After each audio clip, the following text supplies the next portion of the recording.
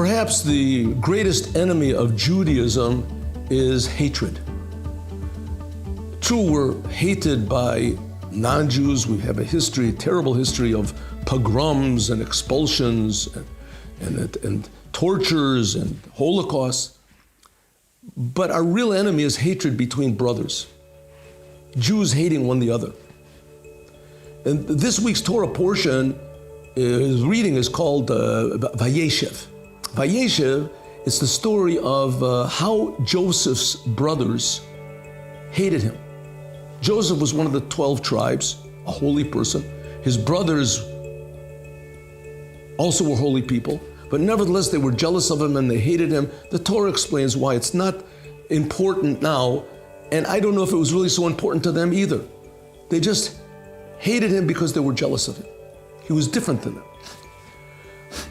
To the degree that they even took him and threw him into a pit full of scorpions and snakes. And then afterwards he was sold to the non-Jews and he was taken into Egypt, and finally he went into Egyptian captivity, in prison. And he sat in Egyptian captivity for more than 10 years. How could it possibly be that any person that had so much bad occur to him, and because of so much hatred, how could he survive? So the Lubavitcher Rebbe answers this question. And he says, if you see an interesting thing, after Joseph was sitting in prison for 12 years, as he saw that there were two ministers, the minister of wine and the minister of bread, that the king of Egypt, Paro, threw into prison together with him. Now this should have made him happy because he saw that other people, those who were tormenting him, also are now being tormented. Also, he was in a worse situation than they were.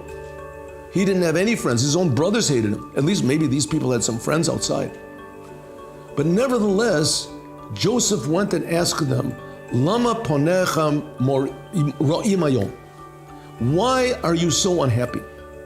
Now, it's a pretty ridiculous question. Obviously, they were unhappy because they were thrown into prison. And he couldn't help them anyway. Why did he ask them? So the answer is because despite all the bad that happened to him, he knew that the only reason for life is to be positive. He didn't want to perpetuate this bad. There's a cycle of hatred going in the world because people hate me and they do bad to me, so I'll take it out on someone else. And parents take it out on their children, and those children grow up and they become parents and they do it to their children, and you do it to others. Someone has to break this cycle. Someone has to break the cycle that even though what was done to them bad, that they don't pass it on to others. And that's what Joseph taught us. And he opened up the door for us also.